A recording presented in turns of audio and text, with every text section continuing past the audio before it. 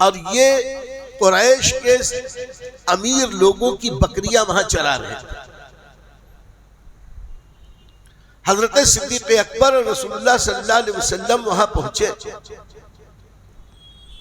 اور جب ان سے ملاقات ہوئی تو وہ سعید فطرت، نیک فطرت تھے، ویسے بھی غلام تھے، ذرا دبے کچلے۔ ان لوگوں کو دیکھا تو عزت سے پیش آئے۔ ان لوگوں نے پوچھا کہ کیا تم ہمیں کچھ دودھ پلا سکتے ہو؟ ہم لوگ بھوکے ہیں۔ تو عبداللہ ابن مسعود رضی اللہ تعالیٰ اگرچہ ابھی کم عمر بھی تھے، غلام تھے، لیکن اس وقت بھی ان کی صداقت شیاری دیکھی، سچائی اور ایمانداری دیکھی۔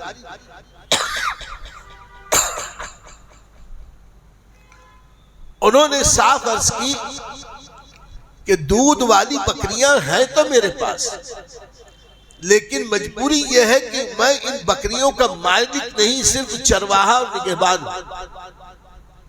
ان کے دودھ میں تصرف کا حق مجھ کو نہیں، نہ میں یہ دودھ دے سکتا ہوں نہ بیچ سکتا ہوں۔ اگر ایسا کروں تو میں خائن کہلاؤں گا، اور میں خیانت داری پسند نہیں کرتا۔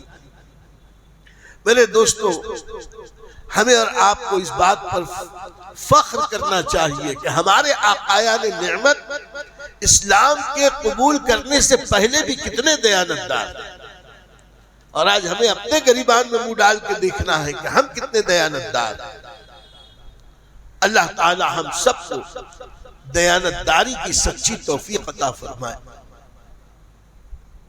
دیانتداری کا مطلب یہی ہے کہ جس کے ذمے جو کام ہو اس کام میں 1% بھی ہم کوتاہی نہ کریں، یہ ہے دیانتداری۔ ہمارے ایک اسکول کے ٹیچر تھے، اکثر کبھی کبھی غصہ ہوتے تو کہتے تھے تم لوگ سب بہت نالائق۔ ہم کہیں کیوں؟ تو کہتے تھے کہ تمہارے ماں باپ نے بھیجا ہے 100 میں سے 100 نمبر لانے کے لیے، اور تم لوگ پڑھتے لکھتے نہیں ہو۔ 100 میں سے اگر 35 40 50 60 لے بھی آئے، 70 80 بھی لے آئے، تو 20% کی تم لوگوں نے چوری کی۔ ان کا ایک اپنا مزاج تھا۔ میرے کہنے کا مقصد ہی کہ جو ہماری ذمہ داری ہے اسے پورا کرنا یہ ہمارے پر فرض ہے۔ عبداللہ ابن مسعود نے یہی کہا کہ میں دودھ دے نہیں سکتا، اس کا مالک میں نہیں ہوں، میں صرف چرواہا ہوں، نگہبانی کرنا میری ذمہ داری۔ اس پر عبداللہ ابن مسعود کہتے ہیں کہ میں ان لوگوں کو جانتا نہیں تھا، اس لیے کہ اگرچہ یہ مکے کے تھے لیکن میں تو چرواہا تھا، غلام تھا، غریب تھا، سماج میں میری کوئی بظاہر بڑی حیثیت نہیں تھی، اور دن بھر تو میں چرواہے کے لیے، بکریاں چرانے کے لیے آبادی کے باہر جنگلوں میں، ویرانوں میں، پہاڑوں میں رہتا تھا، تو شہر میں بستی میں کیا ہوتا اس کا مجھ کو خاص علم نہیں تھا۔ لیکن ان میں سے جو بڑے بزرگ تھے، یعنی حضور اکرم صلی اللہ علیہ وسلم، انہوں نے مجھ سے کہا کہ عبداللہ کیا تمہارے ریوڑ میں کوئی پٹ ہے؟ پٹ اس بکری کو کہتے ہیں جس سے نر نے جفتی نہ کی ہو۔ اس کا مطلب یہ ہے کہ وہ کبھی ماں نہ بنی ہو، اب ماں نہ بنی ہوگی تو دودھ والی نہیں ہوگی۔ عبداللہ ابن مسعود نے کہا کہ ہاں ہمارے ریوڑ میں پٹ جیسی بکریاں تو ہیں۔ کہا اچھا وہی چھوٹا بچہ، بکری کا چھوٹا بچہ لے آؤ۔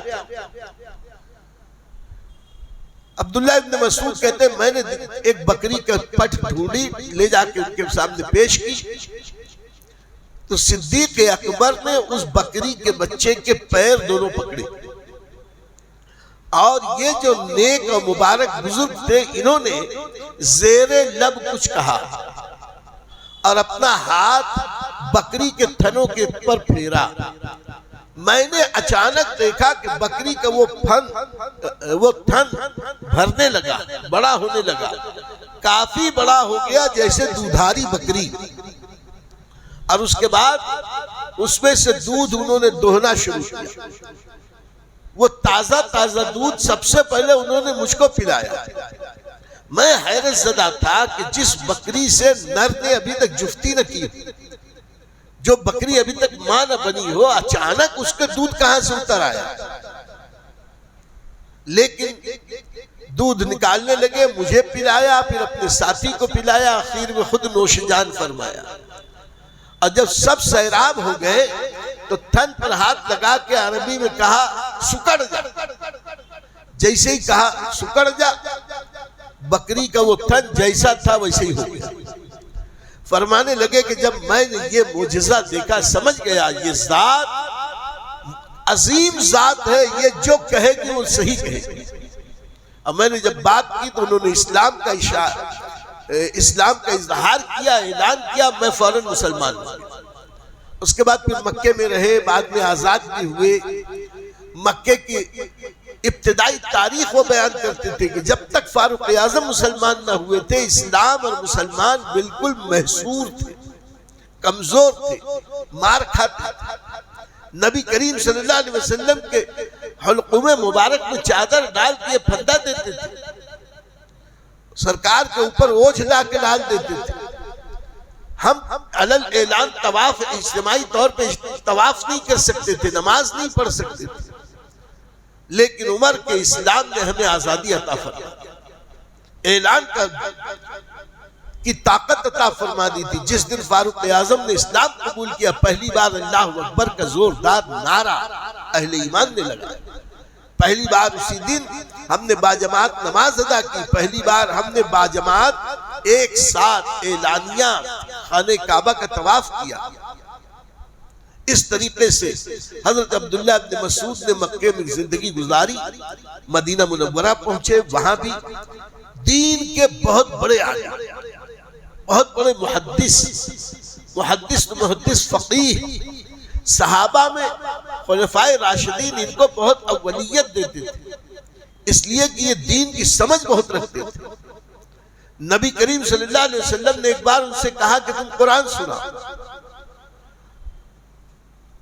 نبی کریم صلی اللہ علیہ وسلم کے اصرار پر انہوں نے قرآن سنانا شروع کیا، آنکھ بند کر کے قرآن سناتے جا رہے تھے اور ہمارے آقا کے چشمان مبارک سے آنسوؤں کی دھار بہتی جا رہی تھی۔ نبی کریم صلی اللہ علیہ وسلم نے ان کو اتنا نوازا، فرمایا عبداللہ ابن مسعود میری امت کے لیے جو پسند کرے، اللہ بھی میری امت کے لیے وہی پسند فرمائے گا۔ اس درجے کے صحابہ، اب صحابہ کرام میں بالخصوص حضرت علی کرم اللہ وجہ کریم نے تو کوفہ میں ایک موقع پہ فرمایا کہ عبداللہ، اے ابو عبد الرحمن، تم نے تو پورا کوفہ علم سے بھر دیا، گھر گھر کو تم نے دارالعلوم بنا دیا۔ کوفے کا کوئی گھر ایسا نہیں جہاں عالم دین نہ ہو، اتنے زبردست عالم دین تھے وہ حضرات صحابہ، نبی کے بڑے قریب تو سارے صحابہ ان کی بڑی عزت کرتے تھے۔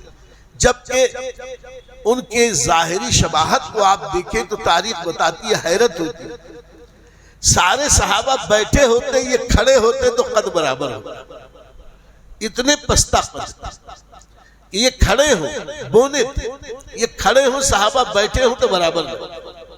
لیکن اللہ کی شان ہے، اللہ جس کو جو چاہتا ہے عطا فرماتا ہے۔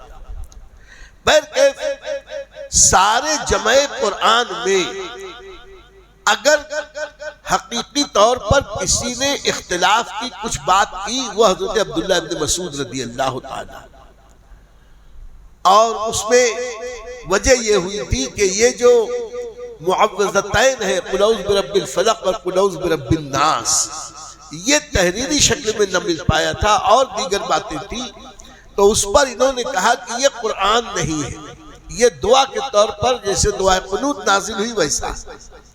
سارے صحابہ کہتے تھے کہ قرآن ہے، ان کا اجتہاد تھا، تو اس اجتہاد کی وجہ سے ابتدا میں انہوں نے کچھ اختلاف کیا، اور اختلاف کر کے حضرت عثمان غنی رضی اللہ تعالیٰ عنہ سے بھی رجوع ہوئے، اگرچہ یہ کوفہ میں تھے،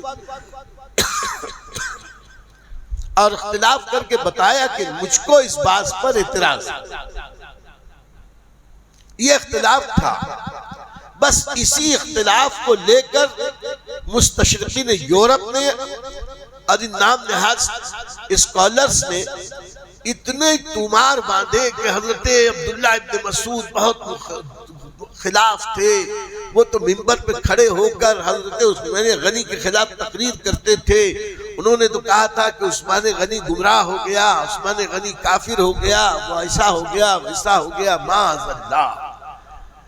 اتنی جھوٹی روایتیں اس تعلق سے گھڑ گھڑ کر انہوں نے پیش کر دی کہ آج ان روایتوں کو کچھ کتابوں میں دیکھ کے نوجوان کیا کم پڑھے لکھے گھبرا سکتے ہیں کہ یہ کیوں سی بات ہے کہ صحابی کو کافر کہہ رہا ہے، گمراہ کہہ رہا ہے.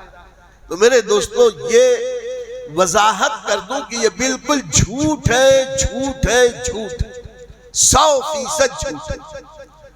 اختلاف ضرور ہوا تھا لیکن صحیح روایتوں سے یہ بات ثابت ہے کہ وہ ساری روایتیں جو اختلاف کے تعلق سے اس طرح کی جو بڑبولے پن کی باتیں ہیں کہ کافر کہہ دیا، گمراہ کہہ دیا، منبر پہ کھڑے ہو کے ان کے خلاف محض آرائی کی، یہ ساری باتیں جھوٹ. ان روایتوں میں کوئی روایت پائے ثبوت کو نہیں پہنچتی، ایک بھی روایت پائے ثبوت کو نہیں پہنچتی. دوسری بات یہ ہے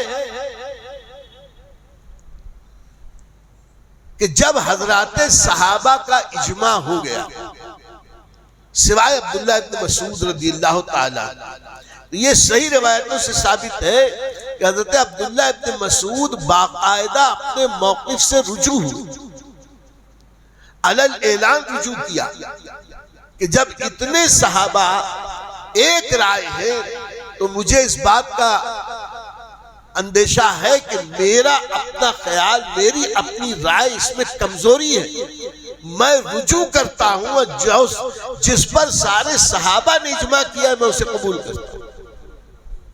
پھر اپنا باقاعدہ معافی نامہ یا معذرت نامہ، اپنا معذرت نامہ حضرت عثمان غنی کے نام لکھا اور کہا کہ میں نے جو کچھ بھی اختلاف کیا تھا کہ حقیقت یہ ہے کہ وہ بھی خالصتاً لوجہ اللہ کیا تھا، جسے میں نے درست سمجھا تھا کیا تھا، لیکن سارے صحابہ کے اجماع نے مجھ پر یہ بات ثابت کر دی ہے کہ یہ امت گمراہی پہ جمع نہیں ہو سکتی.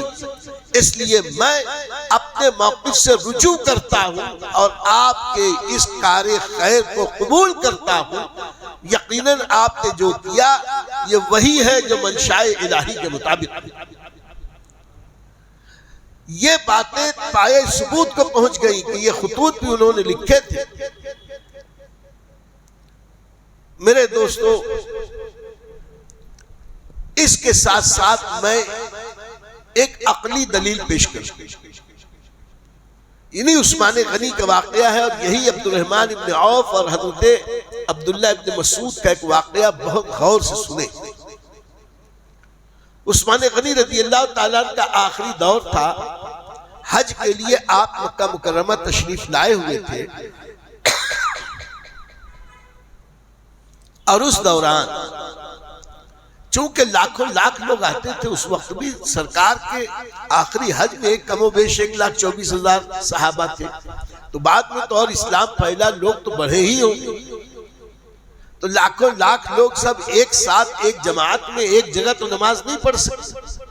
لاکھوں افراد پوری مینا کی وادی، مزدلفہ کی وادی، عرفات کی وادی بھری پڑی ہے. تو جو جہاں جہاں ہیں اپنے اپنے گروپ میں نمازیں پڑھتے رہے. تو اس میں جید اجلے صحابہ بھی آئے ہوئے. انہی میں اس سال مینا میں یہ خبر لگی کہ حضرت عثمان غنی رضی اللہ تعالیٰ عنہ اس سال ظہر اور عشاء میں اور عصر میں قصر نہیں کرتے، پوری نماز پڑھتے. جبکہ نبی کریم صلی اللہ علیہ وسلم نے، سیدنا صدیق اکبر نے، سیدنا فاروق اعظم نے اور خود حضرت عثمان غنی رضی اللہ تعالیٰ نے پچھلے سال، چونکہ یہ لوگ مدینے سے حج کے لیے آتے تھے، مسافر ہوتے تھے اور مینا، مزدلفہ، عرفات میں یہ لوگ قصر ادا کرتے تھے، 4 رکعت والی نماز 2 رکعت پڑھتے تھے. اس سال مینا میں یہ خبر عام ہو گئی کہ سیدنا عثمان غنی امیر المومنین رضی اللہ تعالیٰ عنہ نے اس سال قصر کی بجائے پوری نماز پڑھائی 4 رکعت۔ عبد الرحمن ابن عوف اپنے خیمے میں تھے، خبر لگی تو وہ بہت سخت ناراض کہ نبی، ابو بکر اور عمر اور دیگر صحابہ، پہلے خود حضرت عثمان غنی رضوان اللہ تعالی علیہ مجمعین، یہ سب جب پچھلے سال تک قصر کرتے تھے تو اس سال قصر کیوں نہیں تھی؟ میں جب ان سے ملوں گا، ان سے اختلاف کروں گا، ان سے جھگڑا کروں گا یا ان کے ساتھ ان کی مخالفت کروں گا۔ جو دین ہے، یہ جھگڑے کا مطلب ہمارا دنیاوی معاملہ نہیں ہے، دین کو صحیح طور پر امت تک پہنچانے کی بات۔ اس کے بعد جب نماز کا وقت آیا تو حضرت عبد الرحمن ابن عوف نے اپنے ساتھیوں سے کہا ہم 2 رکعت نماز پڑھائیں، جیسے پہلے پڑھتے تھے ویسے ہی پڑھیں۔ یہی بات یہی حضرت عبداللہ ابن مسعود کے یہاں پہنچی، اور حضرت عبداللہ ابن مسعود رضی اللہ تعالیٰ عنہ بھی بہت سخت ناراض ہیں کہ مسائل کے اعتبار سے تو قصر کرنی چاہیے، پوری نماز نہیں پڑھنی چاہیے۔ ابھی جیسے ہی ملاقات ہوگی حضرت امیر المومنین سے ہم وضاحت طلب کریں گے کہ آپ نے قصر چھوڑ کے پوری نماز کیسے پڑھی۔ اسی دوران نماز عصر کا وقت ہو گیا، نماز کا وقت ہوا، تکبیر پکاری جانے لگی تو کسی نے کہا کہ امیر المومنین حضرت عبداللہ ابن مسعود سے کسی نے کہا کہ حضور کیا نماز ہم قصر کریں گے؟ تو عبداللہ ابن مسعود نے کہا کہ نہیں، نماز تو ہم آج پوری پڑھیں گے، 4 رکعت۔ لوگوں نے کہا کہ آپ تو حضرت عثمان غنی سے اختلاف رائے کر رہے ہیں، ہم 4 نہیں 2 کی بات کرتے ہیں۔ کہا جب ان سے مل کر وضاحت ہو جائے گی تب کی بات تب ہے۔ ہمارے نبی نے کہا ہے امیر کی اطاعت سے دور مت جانا، امیر کی بات مانو، امیر کی اطاعت کرو، چاہے وہ نکچپٹا حبشی ہو۔ اور امیر المومنین تو صحیح طور پہ خلیفہ راشد ہے، جب ان کے بارے میں یقینی معلوم ہو گئی کہ وہ 4 پڑھ رہے ہیں تو ہم 4 ہی پڑھیں گے، وہ اور بات جا کر ان سے وضاحت کریں گے۔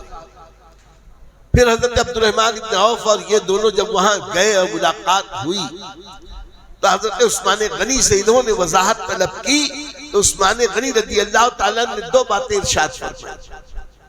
سب سے پہلی بات یہ کہ اصل یہ ہے کہ یمن وغیرہ کے دور دراز کے علاقے کے جو نووارد مسلمان، نئے مسلمان آتے تھے اور وہ جب ہمیں یہاں پر قصر کرتے ہوئے دیکھتے تھے، ان لوگوں میں یہ ذہن بن گیا، مجھے خبر لگی کہ وہ کہنے لگے حج میں قصر ہی کرنا چاہیے، حج کی نمازوں میں پوری نماز پڑھنی جائز نہیں ہے۔ دیکھو حضرت عثمان غنی کہ ہمیشہ قصر کرتے ہیں۔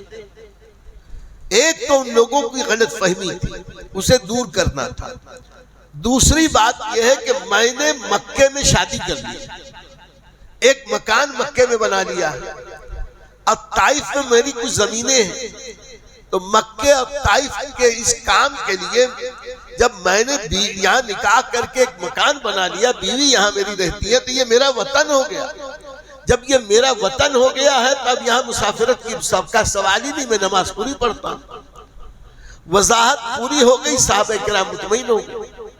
یہاں پر میں یہ واقعہ اس وقت صرف اس لیے بیان کیا کہ اگرچہ عبداللہ ابن مسعود کی رائے یہ تھی کہ نماز 2 ہی رکعت پڑھنی، لیکن امیر کے بارے میں معلوم ہو گیا کہ انہوں نے 4 پڑھی۔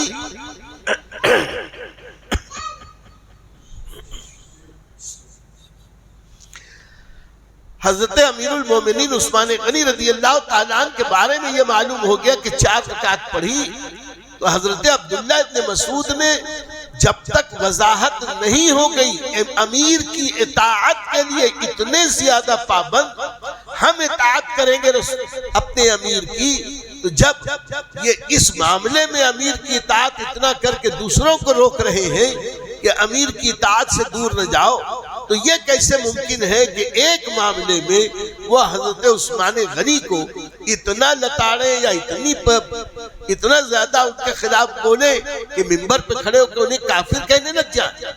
حاشا للہ، یہ الزام ہے، الزام ہے، الزام۔ یہ بات طے ہے کہ حضرات صحابہ رضوان اللہ تعالی علیہم اجمعین نے ایک دوسرے کو کبھی عقیدے کی بنیاد پر، اختلاف رائے کی بنیاد پر کافر، مشرک، گمراہ، بددین کسی نے کسی کو نہیں کہا۔ اگرچہ حضرات صحابہ میں اختلاف رائے فطرت تھی، فطرت انسانی ہے، اختلاف رائے ہوتا رہا آپس کے معاملے میں، دینی معاملے میں، دیگر معاملات میں، لیکن یہ اختلاف رائے جب نبی کریم صلی اللہ علیہ وسلم یا قاضیوں کے پاس، حکام کے پاس جاتا تھا تو شرعی حل نکل آتا تھا، اور شرعی حل نکل آنے کے بعد کوئی اس کے تعلق سے دل میں ذرا سی بھی کوئی خلش نہیں رکھتا۔ اگرچہ حضرت صحابہ کے بیچ میں جنگ جمل اور جنگ صفین کے نام سے دو عظیم جنگیں ہوئی، لیکن یاد رکھیں، آپ سمجھیں، ذرا اس راز کو سمجھیں کہ جنگ جمل میں جب حضرت علی کرم اللہ وجہ الکریم اور حضرت زبیر بن عوام اور حضرت طلحہ اور بی بی عائشہ ایک طرف، حضرت علی کرم اللہ وجہ الکریم ایک طرف، بصرہ کے میدان میں جب یہ جنگ ہوئی، رات میں جنگ اختتام کو پہنچی، حضرت علی کرم اللہ وجہ الکریم نے فرمایا کہ شہداء کی لاشوں کو جمع کیا۔ جب سارے شہداء کی لاشیں جمع کی گئی، حضرت علی نے ارشاد فرمایا کہ اللہ تو گواہ رہنا، یہ جتنے ہیں سب نبی کے امتی، یہ جتنے ہیں سب ایمان والے، یہ جتنے ہیں سب حق پر ہیں، یہ جتنے ہیں سب اس لائق ہیں کہ اللہ تو سب کو بخش دے۔ یہ کہہ کر حضرت علی کرم اللہ وجہ الکریم نے جیسے اپنے لشکر کے شہیدوں کی نماز جنازہ ادا کی، اسی اہتمام کے ساتھ اپنے مخالف کے لشکروں کی بھی نماز جنازہ ادا کر کے ان کو اسی اعزاز و اکرام کے ساتھ دفنایا جیسے اپنے لشکر کے سپاہیوں کو دفنایا۔ اختلاف رائے جنگ اپنی جگہ، لیکن ان میں عقیدے کا کوئی جھگڑا اور اختلاف نہیں تھا، اور ان کے اندر ایک دوسرے کو کبھی کسی نے کوئی برا بھلا نہیں کہا، بلکہ جب بھی کہا تو ایک دوسرے کا احترام کرتے ہوئے ہی کہا۔ یہ اور بات ہے کہ رب کی مرضی تھی، مشیت تھی، اور اس مشیت ربی کی بنیاد پر اختلاف کچھ معاملات میں ہوا، اور ان کے معاملات میں جو آپس میں جو مشاجرات ہوئے، آج 1400 سال کے بعد ہم کو حق نہیں ہے کہ ہم اس اختلاف کو بنیاد بنا کے کسی ایک طبقے کے خلاف گمراہی کریں، بکواس کریں۔ وہ سب ہمارے آقایان نعمت ہیں، سارے صحابہ حق پر ہیں، سارے صحابہ اچھے، سچے، دیندار، تقوی شیار، پرہیزگار ہیں، سب کے سب عادل ہیں۔ ہم سارے صحابہ کی دل سے عزت کرتے ہیں، یہی ہمارا اہل سنت کا پیغام محبت۔ بہرکیف یہ سب عرض کرنے کے بعد اب میں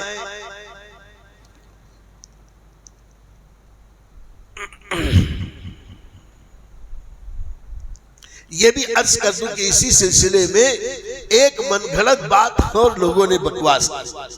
انہوں نے یہ کہا کہ اور یہ من گھڑت کی جھوٹی باتیں لکھنا کہ حضرت عثمان غنی رضی اللہ تعالیٰ عنہ کو جب منبر پر گالیاں دی یا منبر پر کافر کہا اور گمراہ کہا تو حضرت عثمان غنی نے ان کے اوپر ناراض ہو کے یہ سزا دی کہ انہیں کوڑوں سے مارا۔ تو عثمان غنی کے فرمان پر حضرت عبداللہ ابن مسعود کو کوڑوں سے سزا دی گئی، اور اتنی سزا دی گئی کہ انہی کوڑوں کی مار سے عبداللہ ابن مسعود شہید ہوئے۔ یہ بھی بالکل جھوٹ اور 100% جھوٹ۔ اللہ تعالیٰ جھوٹوں کو کیفر کردار تک پہنچائے اور ہم سب کو نیکیوں کی توفیق عطا فرمائے۔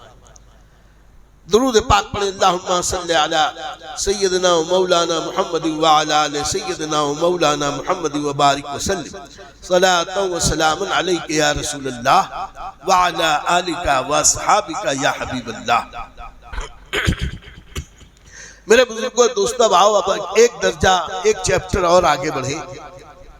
اب میں چاہتا ہوں کہ حضرت عثمان غنی رضی اللہ تعالیٰ عنہ کے دور میں کاروبار سلطنت کس طرح سے انہوں نے سجایا تھا اور انتظامی سہولیات کے لیے انہوں نے کیا کیا؟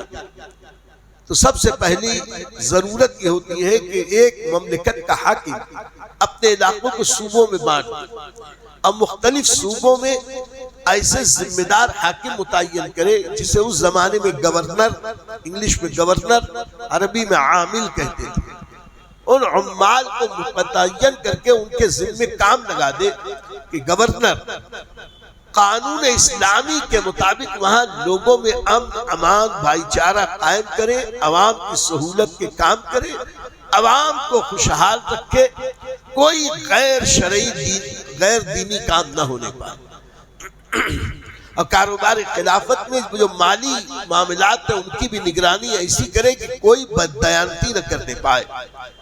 اس تعلق سے آج ہم شروع کرتے ہیں یہ چیپٹر کے مملکت اسلامیہ کے صوبے اور ان کے گورنر۔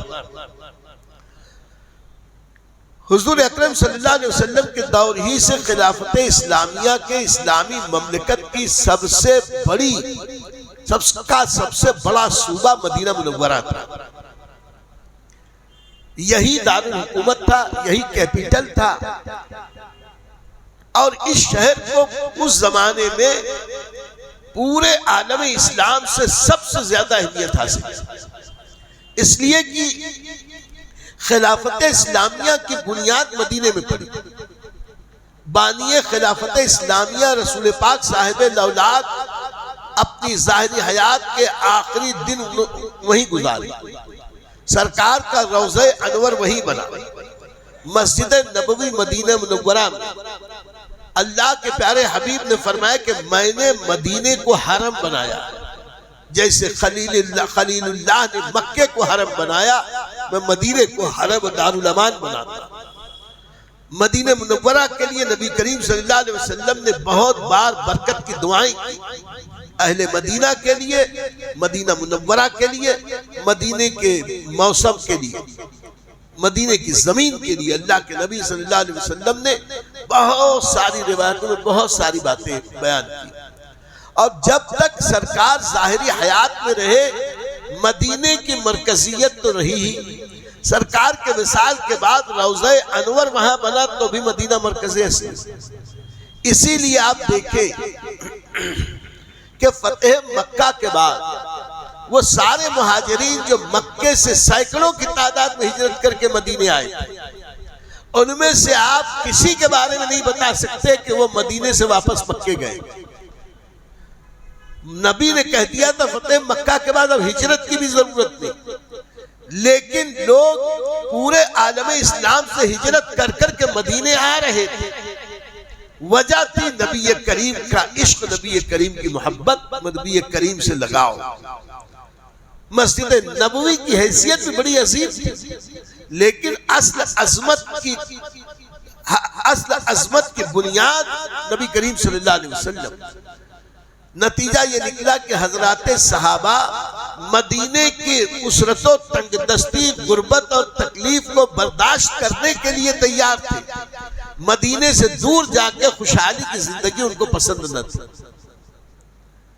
اکثر اجلے صحابہ جب جہاد کے لیے کبھی شوق جہاد میں اجازت چاہتے خلفائے راشدین سے کہ اب ہم جائیں باہر، تو حضرت فاروق اعظم کے بارے میں مشہور ہے کہ سن 26 ہجری تک انہوں نے کسی عظیم صحابی کو، بڑے صحابی کو بغیر کسی سخت ضرورت کے مدینے سے باہر نہیں جانے دیا۔ حج کے لیے اجازت دیتے تھے، حج کے لیے جاؤ واپس آ جاؤ۔ کبھی بعض کے بارے میں کہا کہ تم تبلیغی دورے پہ چلے جاؤ لیکن جلدی آ جاؤ۔ بہت کم لوگوں کو اجازت دی، اس لیے عثمان غنی رضی اللہ تعالیٰ کے دور تک مدینہ بڑے بڑے صحابہ کا مرکز رہا، اور یہ سب دیندار بھی تھے، با علم بھی تھے، دین کا علم بھی بہت رکھتے تھے، اور ان کا اثر مدینے میں بہت تھا۔ لوگ آتے تھے تو جو بعد والے ہیں انہی بڑے کبار صحابہ کے زیر اثر رہتے۔ مدینہ منورہ اس حیثیت سے بھی مرکزیت رکھتا تھا کہ جتنے اسلامی لشکر ہیں ان کا آنا جانا مدینہ منورہ ہی میں تھا۔ یہیں سے مختلف فوجیں روانہ کی جاتی تھی، یہیں سے احکام جاتے تھے. تو روزانہ مختلف علاقوں سے قاصدوں کا آنا، پیامبروں کا آنا، یہاں سے خطوط لے جانا، احکام لے جانا، فوجیوں کا آنا جانا، خاص طور سے روضہ رسول کی زیارت کے لیے پورے عالم اسلام سے آنے والوں کے تانتا بندھا رہتا. مرکز مدینہ منورہ تھا، اس لیے مدینہ منورہ وہ صوبہ تھا جو دور خلافت راشدہ میں سب سے زیادہ اہمیت کا حامل تھا. اسی لیے اس صوبے کو مدینے کے اطراف و جوانی تک، جہاں تک بھی اس کی حدود متعین کی حضرت صحابہ نے، وہاں تک کے لیے باقاعدہ بیت المال کا نظام قائم کیا. نگرانی گورنر کی بجائے خود امیر المومنین فرماتے تھے. ایک ایک فرد بشر کے رجسٹر تھے، مرد کتنے ہیں، عورتیں کتنی ہیں، بچے کتنے ہیں، کس کے ہاں کون پیدا ہوا، کب کیا ہوا، کس کا انتقال ہوا، یہ ساری مردم شماری کی رپورٹس تیار کرنے کی بنیاد سیدنا فاروق اعظم نے رکھی. ان میں کتنے فوجی ہیں، کتنے کام کے لائق ہیں، کتنے غریب ہیں، کتنے غلام ہیں، کتنے آزاد ہیں، یہ سارا رجسٹر بالکل کلین تھا، صاف ستھرا. رپورٹ دیکھ لو. اور ان سب کو جو مالی مدد کی ضرورت ہے وہ بیت المال سے جاتی تھی. اس کے لیے پورا نظام بیت المال، فوجیوں کا نظام، پولیس کا نظام، داروغہ کا نظام، یہ سارے نظام ہائے سلطنت مدینہ منورہ میں بھی تھے، اور بڑے ہی اطمینان و سکون کے ساتھ سارے کام ہو رہے ہیں. آپ خود غور کریں کہ جس ملک کا بادشاہ، شہنشاہ، امیر، حاکم وقت منبر پر کھڑے ہو کر لوگوں سے پوچھے، اچھا آج یہ بتاؤ کہ تم میں سے کوئی جانتا ہے کہ آج مدینے میں باہر سے کون کون لوگ آئے ہیں؟ اب اگر لوگ بتاتے کہ فلاں فلاں فلاں لوگ آئے ہیں، یہ قافلہ آیا ہے، وہی پوچھتے کہ قافلے میں کوئی ضرورت مند تو نہیں ہے، کوئی بیمار تو نہیں ہے، کوئی غریب تو نہیں ہے، کھانے وغیرہ کی سہولت ہے کہ نہیں؟ منبر پر کھڑے ہو کے خطبے کے دوران پوچھتے. اور اگر ایسا ہوتا وہیں سے اعلان کرتے، فرمان جاری کرتے کہ بیت المال کے کارکنان وہاں جائیں اور وہاں دیکھیں جتنے ضرورت مند ہیں ان کی ضرورتیں پوری کی جائیں. کبھی کبھی کھڑے ہوتے تو پوچھتے کہ اور آپ لوگ بتائیے کیسی زندگی گزر رہی ہے، مارکیٹ میں کوئی بھاؤ تاؤ چڑھا کے تو نہیں بیچ رہا، فلاں چیز کا نرخ کیا، فلاں چیز کا نرخ کیا، سنا ہے آج کل فلاں چیز مارکیٹ سے بہت کم ہے، کیا اس کا بھاؤ بڑھ گیا ہے؟ اگر بڑھ گیا ہے تو غریبوں کو تکلیف ہوتا ان کو مہیا کی جائے. تو بازار کے سامان کا بھاؤ تک کی نگرانی کرنا، یہ حقیقت میں خدا کے اس حکم پر عمل کرنا تھا کہ رعایا کی آسودگی کی ذمہ داری حاکم کی ہوتی. نبی کا فرمان یہ ہے کہ حاکم اپنے محکوموں کا غلام ہوتا، یعنی ان کا خیال رکھنا حاکم کی ذمہ داری. موسم اگر سخت سردیوں کا آتا تو دور سے کمبل منگوائے جاتے، بڑے بڑے کمبل، اور غریبوں میں، غربا میں کمبل اور کپڑے تقسیم کیے جاتے. اور دودھ، گھی اور شہد وغیرہ کی تقسیم کا تو میں پہلے ہی بتا چکا. آٹا، اناج، کون سی ضرورت کا سامان ہے کہ جس کی دیکھ ریکھ، نگہبانی، نگرانی حضرت عثمان غنی نہ کرتے. تو مدینے کا صوبہ بڑے ہی امن و چین میں تھا، اور یہاں کی تجارت بھی بہت اعلیٰ تھی. وجہ یہی تھی کہ روضہ رسول صلی اللہ علیہ وسلم ہونے کی بنیاد پر سارے عالم اسلام سے لوگ روضہ رسول کے حاضری کو لیے آتے. تو اگر مسافر پریشان ہوتے تو بیت المال سے ان کی پریشانی دور کی جاتی، اور اگر مسافر پریشان نہ ہوتے، بالعموم لوگ سفر میں جاتے ہیں تو اپنے سارے اخراجات لے کے جاتے. اب وہ آئیں گے تو کھائیں گے، پیئیں گے، ضرورت کے سامان برتیں گے، تو اس طریقے سے لین دین زیادہ ہوگا، تجارت بڑھ جائے گی. تو یوں سب سے خوشحال، سب سے بابرکت، سب سے پرامن، سب سے عظیم صوبہ حضرت عثمان غنی رضی اللہ تعالیٰ عنہ کے زمانے میں جو تھا وہ تھا مدینہ منورہ. البتہ مدینہ منورہ میں اخیر کے چند سالوں میں، خاص طور سے خلافت عثمان غنی کے اخیر کے 2-3 مہینوں میں، وہ جو خلفشار ایک ہوا، بلوا ہوا حضرت عثمان غنی کے تعلق سے، جو انہیں قید کیا گیا، ان کی شہادت ہوئی، یہ ایک بہت ہی ناگفتہ بہ حالات تھے جس کی تفصیل ہم عرض کریں گے انشاءاللہ۔ وہ کیا حالات تھے جس میں حضرت عثمان غنی رضی اللہ تعالیٰ عنہ کی شہادت، اور اس شہادت میں بھی کون تھا؟ آج جو لوگ بکواس کرتے ہیں کہ صحابہ نے صحابہ کو ایسا کیا، یا مختلف لوگوں پہ شک کی انگلی اٹھاتے ہیں، یاد رکھو یہ سب بالکل غلط بات ہے۔ صحیح روایتیں جب آپ کے سامنے آئیں گی، دودھ کا دودھ، پانی کا پانی ہو جائے گا، اور یہ سارے بزرگ ہمارے، ان کی عظمت ہماری نگاہوں میں اور زیادہ بڑھ جائے گی۔ خیر، مدینہ منورہ بڑا پرامن صوبہ رہا۔ اس کے بعد عالم اسلام میں سب سے عظیم صوبہ دور خلافت میں بھی اور آج بھی، وہ ہے مکہ المکرمہ۔ مکہ المکرمہ کے تعلق سے ہم عرض کر دیں کہ خلیفہ دو فتح مکہ کے دن ہی حضرت سرکار علیہ السلام نے عتاب ابن اسید رضی اللہ تعالیٰ عنہ کو وہاں کا گورنر بنایا۔ بالکل نوجوان صحابی تھے اور ابھی مسلمان ہوئے تھے، لیکن اللہ کے نبی نے جسے اس لائق جانا ان کو وہاں کا گورنر بنایا۔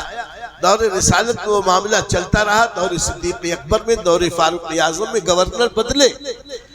جس وقت حضرت فاروق اعظم رضی اللہ تعالیٰ عنہ کی شہادت ہوئی، اس وقت مکے کے گورنر حضرت خالد ابن عاص ابن ہشام مخزومی تھی۔ یہ خالد ابن عاص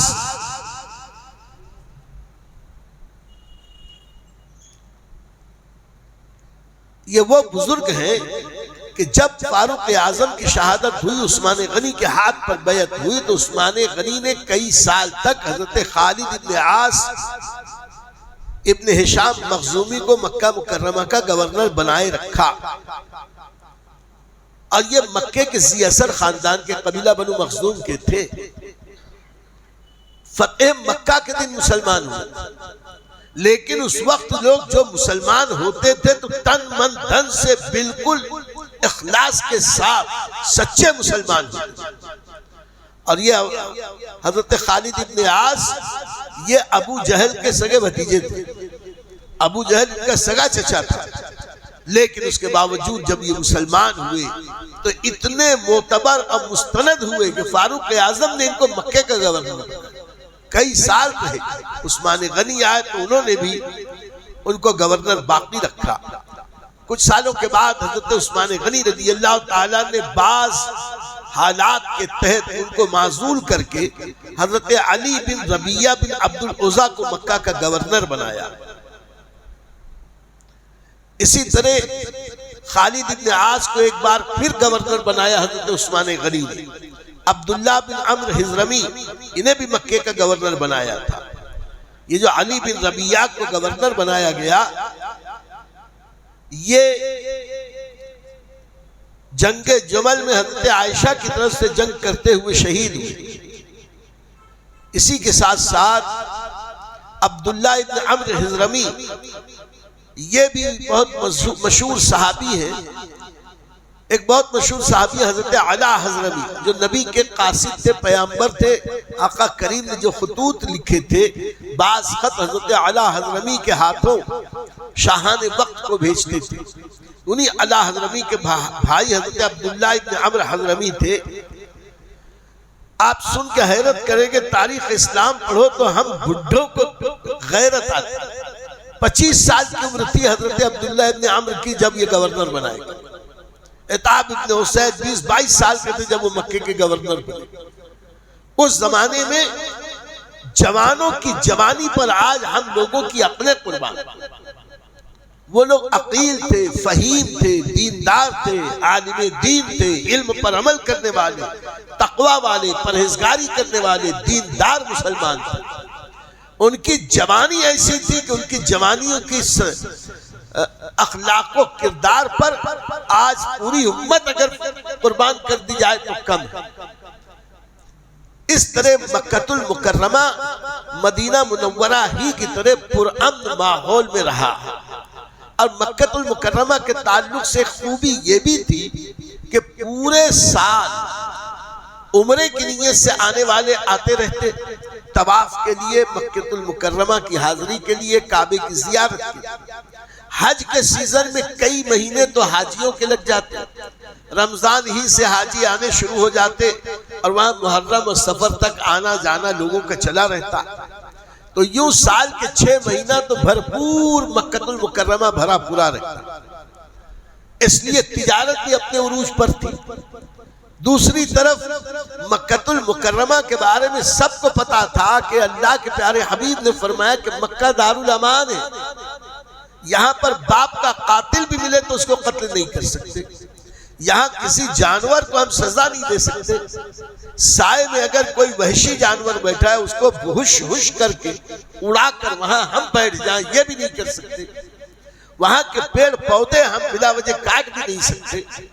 اللہ کے نبی صلی اللہ تعالی علیہ وسلم نے مکے کی عزت، مکے کی حرمت، مکے کا امان اس طرح لوگوں کو بتا کر ان کے دل میں بسا دیا تھا کہ مکے میں بھی عام طور پر کسی قسم کی کوئی تکرار، لڑائی جھگڑا یا سیاسی خلفشار نہ کبھی تھا نہ آج تک ہوا بحمدہ تبارک و تعالی. بیچ بیچ میں چھٹ پٹ تو کچھ حادثات ہوتے رہتے ہیں. ہمارے دور میں بھی ہم نے کئی بار ایسے حادثات دیکھے، لیکن وہ کوئی ایسے قابل ذکر انقلابی معاملات نہ تھے. وہ ایک حادثے کے طور پر لاکھوں لاکھ کی بھیڑ ہے، کچھ حادثہ ہو گیا سو ہو گیا، ورنہ مکہ دارالامان تھا، دارالامان ہے، دارالامان رہے گا. اللہ مکہ المکرمہ کی عزت و حرمت میں اور اضافہ فرمائے، کعبے کی عزت و حرمت اور شرافت ہمارے دلوں میں اللہ اور جاگزی فرمائے، کعبۃ اللہ سے الفت اور محبت پیدا فرمائے، بار بار ہمیں کعبۃ اللہ کی زیارت کی توفیق عطا فرمائے. برکیف یوں خلافت عثمان غنی میں مدینہ اور مکہ یہ دونوں حرمین طیبین کے صوبے بڑے امن و امان، سکھ، چین، عزت و آبرو کے ساتھ بڑے ہی کامیاب طریقے پر خلافت اسلامیہ کا حصہ بنے رہے. اللہ تعالی حرمین شریفین کی عظمت میں اور اضافہ فرمائے، ہمیں بار بار حاضری کی توفیق عطا فرمائے. وآخر دعوانا ان الحمدللہ رب العالمین. انشاءاللہ کل سے ہم کچھ ان علاقوں کے بارے میں